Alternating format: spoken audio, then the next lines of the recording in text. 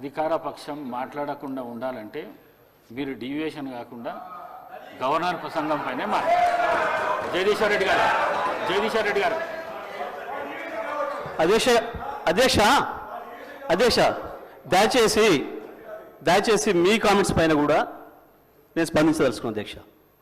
రాష్ట్ర ప్రజల మొత్తం చూస్తున్నారు అప్పటి నుండి.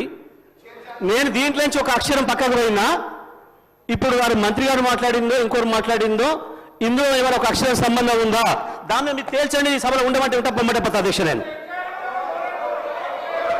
రాష్ట్ర ప్రజలు అందరూ చూస్తున్నారు అధ్యక్ష.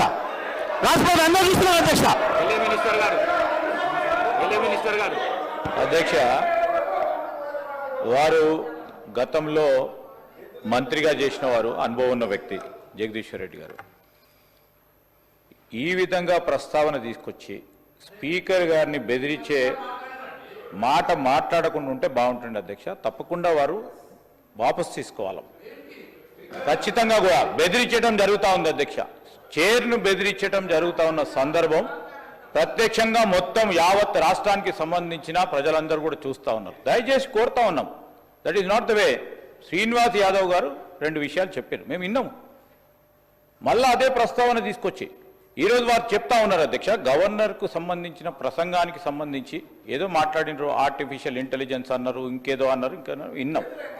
దానికి కూడా సమాధానం చెప్తాం. దానికి ఏం ప్రస్తావన లేదు. తిరిగి తీసుకొచ్చి గవర్నర్ ప్రసంగమే విషయంలో అనేక సందర్భాల్లో వారు చెప్పుకుంటూ పోయి 10 నిమిషాల తర్వాత ప్రసంగానికి సంబంధించిన అంశం మాట్లాడకపోక మా మంత్రి గారు కానీ మా సభ్యులు కానీ స్పందించడం జరిగింది. ఈరోజు వారు కంపారిజన్ తీసుకొస్తా ఉంటే సంవత్సరంలో మేమేం చేసినాం, 10 సంవత్సరాల్లో ఏం చేయలేకపోయినారో చెప్పింది తప్ప దీంట్లో వాస్తవికంగా వారిని ఏదో కార్నర్ చేయాలనో మమ్మల్ని ఏదో అన్నారని కాదు. దయచేసి నేను గౌరవ జగదీశ్వర్ రెడ్డి గారికి తెలియజేస్తా ఉన్నా, వారికి తెలియంది కాదు. గవర్నర్ ప్రసంగానికి సంబంధించి మీరున్నది అనుభవం ఉంది, మీకు మంత్రిగా చేసిండ్రు, ఈ విధంగా చేస్తే బాగుంటుందని చెప్పండి. మేము సాధారణంగా స్వీకరించడానికి పెద్ద హృదయంతో ఉన్నాం. కానీ ప్రతి అంశాన్ని కూడా ఇది చేయలే అది చేయలే, సంవత్సర కాలంలో ఏం చేయలేస్తారు, ప్రభుత్వం ఏం చేయదలుచుకున్నది, ఏం చేయగలిగే సత్తా ఉన్నది చూపెట్టిన అధ్యక్ష.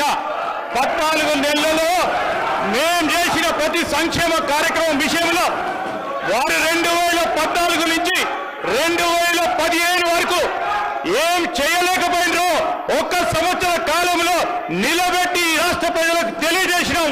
మేము ఖచ్చితంగా చెప్పదలుచుకున్నాం అధ్యక్ష. నేను దయచేసి ఈరోజు కూడా చెప్తా ఉన్నాం అధ్యక్ష. వారికంతా అనుభవం ఉంది. ఉన్న సందర్భంలో ఆ అనుభవాన్ని కూడా షేర్ చేసే ప్రయత్నం చేయమని చెప్తా ఉన్నాం. కానీ నేను ఈరోజు కూడా చెప్తా ఉన్నాం, మీరందరూ కూడా అనుభవజ్ఞులు, మీరు కూడా అనుభవజ్ఞులు సార్. మీరు మీ అందరి అనుభవం కూడా తెలియజేయండి. మన తెలంగాణ రాష్ట్ర ప్రజలకు ఉపయోగపడే విధంగా ఒక కార్యాచరణలో అడుగు పెడతా ఉన్న సందర్భంలో దాన్ని అడ్డం వేయకుండా కొద్దిగా ఇటుపోయిన క్యూ న్యూస్లో పనిచేయటకు వీడియో ఎడిటింగ్ మరియు SEOలో అనుభవం గల జూనియర్ ఎడిటర్స్ కావాలను సంప్రదించవలసిన నెంబర్ 8688926084. లేటెస్ట్ న్యూస్ తెలుగు మరియు ఇంగ్లీష్ అప్డేట్స్ కోసం ఇప్పుడే క్యూ న్యూస్ అఫీషియల్ యాప్ ని ప్లే స్టోర్ నుండి డౌన్లోడ్ చేసుకోండి. సరికొత్త సమాచారాల కోసం క్యూ న్యూస్ వెబ్సైట్ ని ఫాలో అవ్వండి. ఛానల్లో ప్రాంతీయ, జాతీయ, అంతర్జాతీయ వార్తలు వీక్షించండి.